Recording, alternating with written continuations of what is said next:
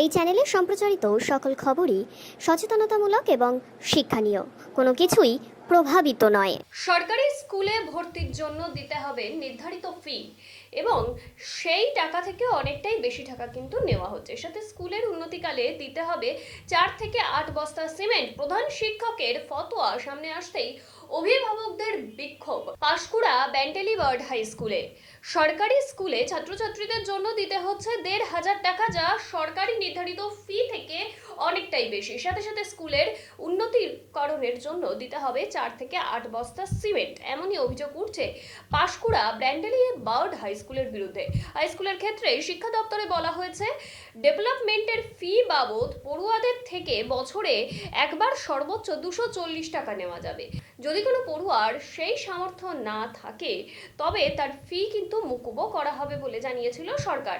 সেই সরকারি নির্দেশকে বুড়ো আঙুল দেখিয়ে পাঁশকুড়ার বার্লি বার্ড হাই স্কুলের ছাত্রছাত্রীদের কাছ থেকে ভর্তির ক্ষেত্রে 1,500 টাকা এবং সাথে সাথে স্কুলের উন্নতির জন্য একাধিক সরঞ্জাম কিন্তু চাওয়া হচ্ছে। এমনই গুরুতর অভিযোগ কিন্তু উঠে আসছে। পাঁশকুড়ার একটি শতবর্ষ প্রাচীন স্কুলে, যেটি তৃণমূল পরিচালিত বোর্ড রয়েছে গভর্নমেন্ট বাড়ি, সেখানে হচ্ছে বেআইনিভাবে প্রচুর টাকা তোলা হচ্ছে জোরপূর্বক ছাত্রদের কাছ থেকে। যেখানে সরকারি ভর্তি ফি 240 টাকা, সেখানে প্রায় 1,500 থেকে 2,000 টাকা নেওয়া হচ্ছে কোনো রকম স্লিপ বাদ দিয়ে। কি বলবেন? শুনুন, আপনারা এই মুহূর্তে এই কথাটা বললেন, আমি তো এটা নিয়ে কিছু জানি না।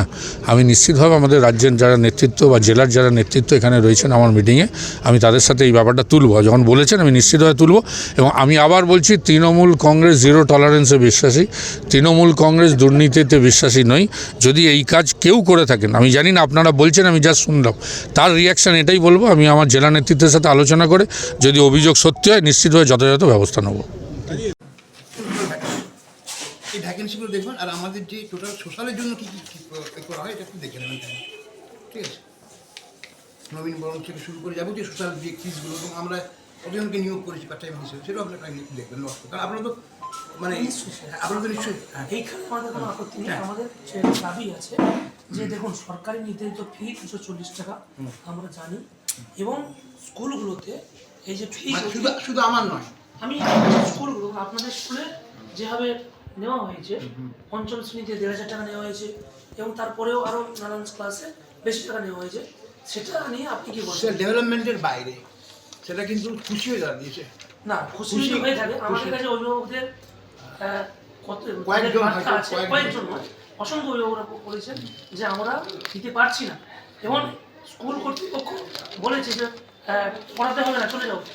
এরকম শুনুন অভিভাবকরা কোনো এরকম বলছে। দেখুন, আজকে এই সমস্যাটা আপনাদের স্কুলে নয়, সমস্ত স্কুলে আছে। পর্যাপ্ত শিক্ষক নেই, বহুদিন শিক্ষক নিয়োগ নেই, ফলে পর্যাপ্ত শিক্ষক নেই, কোনো কোনো স্কুল কন্ট্রাকচুয়াল নিয়োগ করছে। কিন্তু বিষয়টা হলো, এই দাবিটার মানে এটা সহজ সমাধান হিসেবে ছাত্রদের উপর চাপিয়ে দেওয়া, এটা তো সহজ সমাধান হতে পারে না। ব্যাপারটা হচ্ছে সরকার, এসআইকে বলুন, উচ্চ মহলে বলুন, আমি এসআইকে আমি প্রতি মুহূর্তেই বলছি যে আপনি একটা সুরাহা করুন আমাদের, মানে আমরা আমাদের উপায় করে দিন যে আমরা স্কুল চালাবো কী করে। আমাদের যদি শিক্ষক না থাকে, আমরা স্কুল চালাবো কী করে? আমাদের একটা ওয়ে আউট দিতে হবে, আমাদেরকে একটা ব্যবস্থা কিছু করতে হবে। বলছি স্যার, আপনার স্কুলের ছাত্রছাত্রীদের কাছে অত্যাধিক টাকা নেওয়া হচ্ছে ছাত্রছাত্রীদের ভর্তি ফি বাবদ। বিষয়টা কী কারণে, মানে কেন টাকাটা নিচ্ছে? ভর্তি ফি বাবদ আমরা 240 টাকায় নিচ্ছি, এবং বাকি যে টাকা ছাত্রছাত্রী দিচ্ছে সেটা স্বেচ্ছায় দিচ্ছে, খুশি হয়ে ডোনেশন বা সোশ্যাল আমাদের কালচারাল ফাংশনের জন্য। ওটা কারোর উপর জোর করে চাপিয়ে দেওয়া হচ্ছে না, আমরা কোনো ছাত্রকেই জোর করে চাপাচ্ছি না। কারণ আমাদের বর্তমানে স্কুল যে স্কুল যে ডেভেলপমেন্ট বা পারপাসে বা স্কুলের যে বিল্ডিং, এখানে পাবলিক যথেষ্ট দান করে, এবং দানের উপর ডিপেন্ড করে আমার স্কুল। আমার এত বড় বড় বিল্ডিং, এখানকার মানুষদেরকে আমি ধন্যবাদ জানাই যে তারা মানে শিক্ষানুরাগী মানুষ যারা আছেন, তারা কিন্তু দানেই আমাদের স্কুল চলছে।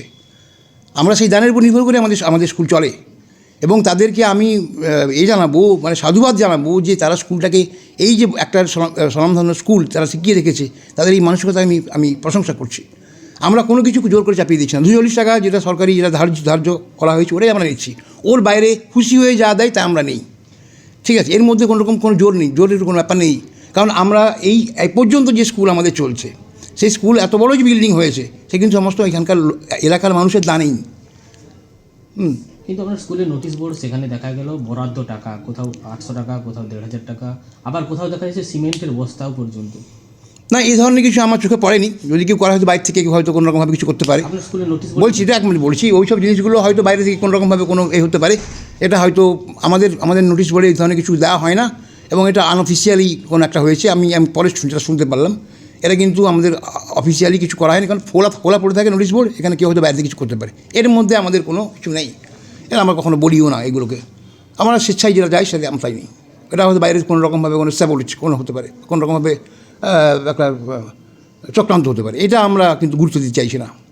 একাধিক অভিভাবক যারা দাবি করছে যে জোর করে 1,500 টাকা নেওয়া হচ্ছে, কিন্তু সেখানে পার্শ্ববর্তী স্কুল সেখানে 240 টাকা করে নেওয়া হচ্ছে, কিন্তু আপনার স্কুলের ক্ষেত্রে দেখা যাচ্ছে সেখানে 1500 টাকা, কোথাও 1800। জোর করে, আমি আগেই আমার কথা বারবার বলছি, জোর করে কোনো কিছু কার কাছে নেওয়া হচ্ছে না। আমরা 240 টাকাই কিন্তু নিচ্ছি। এর বাইরে কেউ যদি স্বেচ্ছায় দিতে চায়, কারণ আমাদের সেন্টিনারি বিল্ডিং শতবর্ষ ভবন তৈরির কাজ চলছে। এখানে শতবর্ষ ভবনে এখানে এলাকার মানুষের সম্পূর্ণ দানে আজ প্রায় 1 কোটি টাকার যে আমাদের অ্যাসেট আছে, সেই অ্যাসেটটা আমরা কাজ করছি। এবং আমাদের এটা ম্যানেজমেন্টের সঙ্গে কথাবার্তা হয়েছে, আমরা বিভিন্নভাবে দান সংগ্রহ বেরোবো। ওই যারা আজকে দিচ্ছেন যে পয়সাগুলো, সে পয়সা তারা দান হিসেবেই দিচ্ছেন। শতবর্ষ যে বিল্ডিং হবে, তাদেরকে বলা হয় শতবর্ষ আমরা বিল্ডিং করব, আমরা কিছু দান করুন। এখানে কোনো কারোর উপর জোর করে চাপিয়ে দেওয়া হচ্ছে না। শতবর্ষের কাজ অলরেডি শুরু হয়ে গেছে, অলরেডি মাল পড়ে গেছে। শতবর্ষের কাজের জন্য আমরা প্রত্যেকটা এখানকার মানুষের বাড়িতে গিয়ে আমরা কালেকশন করেছি। এর আগে আমাদের যিনি প্রধান শিক্ষক ছিলেন, এবং আমরাও কিন্তু সেই একই পদ্ধতি অবলম্বন করে প্রত্যেকের বাড়িতে গিয়ে আমরা কিন্তু দান কালেকশন করে আমরা কিন্তু শতবর্ষ ভবনটা করবো। অভিভাবকরা দাবি করছে যে 1260 টাকা করে যে নেওয়া হচ্ছে, সেটা কি পারপাসে নেওয়া হচ্ছে, তার জন্য প্রকৃত কোনো কাগজ আপনারা দেখাতে পাচ্ছেন না। না, প্রকৃত কোনো কাগজ দেখাতে পারছি না, নয় আমাদের কাগজ আছে আপনার হাতে তুলে দেবো। দেখাতে পারছি না ভুল। আমাদের সরস্বতী পূজা থেকে শুরু করে, সরস্বতী পূজা নবীন বরণ থেকে শুরু করে যাবতীয় যেগুলো আছে আমরা রেডি করেছি কাগজপত্র, সেগুলো আপনারা অবশ্যই দেখে নেবেন। আর সেগুলো দেখানোর কিছু নেই। সেগুলো দেখুন, আপনারা নবীন বরণ থেকে শুরু করে নবীন বরণ, সরস্বতী পুজো, বিদ্যালয় প্রতিষ্ঠা দিবস, কালচারাল ফাংশন, সেখানে খাওয়া দাওয়ার ব্যাপারটা সব থাকে আপনারা জানেন। ফেয়ারওয়েল আছে, টিচার্স ডে অবজারভেশন আছে, সেগুলো আছে। তারপরে বিল্ডিং মেনটেন্স আছে, এবং সাইড বাই সাইড আমাদের একটা বিশাল অঙ্ক আমাদের অন্য পারপাসে দিতে হয়। সেটা হচ্ছে যে পার্ট টাইমার যেগুলো আছে আর কি, তা দিতে হয় আমাদের। এটা একটা সমস্যা হয়ে দাঁড়িয়েছে আমাদের কাছে। এছাড়া বাকি তো আমরা চলছিল, কোনো সমস্যা হচ্ছিল না। কিন্তু আমাদের যেটা সমস্যা হচ্ছে মেন, সেটা হচ্ছে কি, যে টিচার যদি সব চলে আসে, তাহলে আমাদের এই সমস্যা থাকবে না। যে সমস্যা এতদিন ধরে সমস্যা ছিল না, আজকে ধরুন, আজকে 2 বছর আগে ওই সমস্যা ফেস করিনি, যেভাবে টিচার না থাকার জন্য এই সমস্যাগুলো ফেস করছি। তবে এই সমস্যা কিন্তু সব দিন থাকবে না। আমি আশা করছি আমাদের মহানুভব সরকার আমাদের নিশ্চয়ই আমার দিকে তাকাবেন, আমাদের এই সমস্যাগুলো নিশ্চয়ই বুঝবেন, তাহলে আমাদের আর এই ধরনের সমস্যা তৈরি হবে না। তবে এখানে পাবলিকের দান যেটা, সেই দানটা কিন্তু আমরা গ্রহণ করি।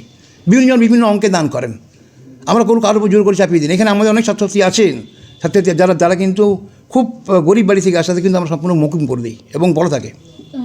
এক অভিভাবিকা তিনি দাবি করছেন যে তিনি ফুচকা বিক্রি করে সংসার চালান। তিনি ভর্তি করতে এসেছিলেন তার ছেলেকে। তিনি বলেছিলেন যে আমি গরিব, টাকা দিতে পারবো না, কিন্তু তার সত্ত্বেও তাকে নাকি জোর করা হয়েছে যে 1,500 টাকাই দিতে হবে। সে তখন তার নিজের সোনার গয়না বিক্রি করে টাকা দিয়ে তারপরে স্লিপ নিয়ে গেছে। এই ধরনের অভিযোগ করছে।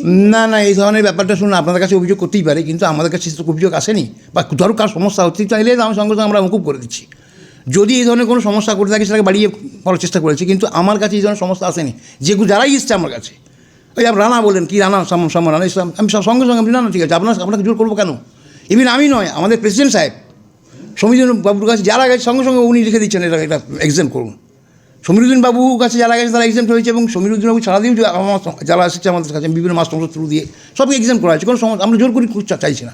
আমাদের 240 টাকা নেওয়া হচ্ছে সাইড বাই সাইড, যেটা পাচ্ছে দিচ্ছে, যে পাচ্ছে না তাকে কিন্তু আমরা চাইছি না। শুধু কিন্তু সব কিছু আমাদের স্কুলের উন্নয়ন, শতবর্ষ ভবন আমরা করবো, সেই দিকে অন্য কোনো আমাদের কোনো নেই, আমরা জোর করে চাইছি না। এখন ভর্তি ফি বাবদ কত টাকা করে নেওয়া হচ্ছে ছাত্রদের? 240 টাকা নেওয়া হচ্ছে। আর 1240 টাকা? 1240 টাকা ওটা কোনো কথা নয়, ওরকম ফিক্সড নয়। ওটা কেউ হয়তো 200 দিচ্ছে, কেউ 300 দিচ্ছে, কেউ দিচ্ছে না, অনেক আছে এরকম। আপনি খোঁজ নিয়ে দেখবেন যে কেউ হয়তো 200 টাকা দিল ডোনেশন, কেউ 300 টাকা দিচ্ছে ডোনেশন দিচ্ছে এই কালচারাল যে প্রোগ্রামের জন্য। কোনো ফিক্সড কোনো কারো কাছে কিন্তু নেওয়া হয়নি। ওটা 2-1 টাকা ব্যতিক্রম ঘটনা, ওটার মধ্যে আমি দিতে চাইছি না। নাম স্যার? আমি দেওয়াশিস কামিল্লা, প্রধান শিক্ষক, পাঁশকুড়া বাল্যবাড়ি হাই স্কুল।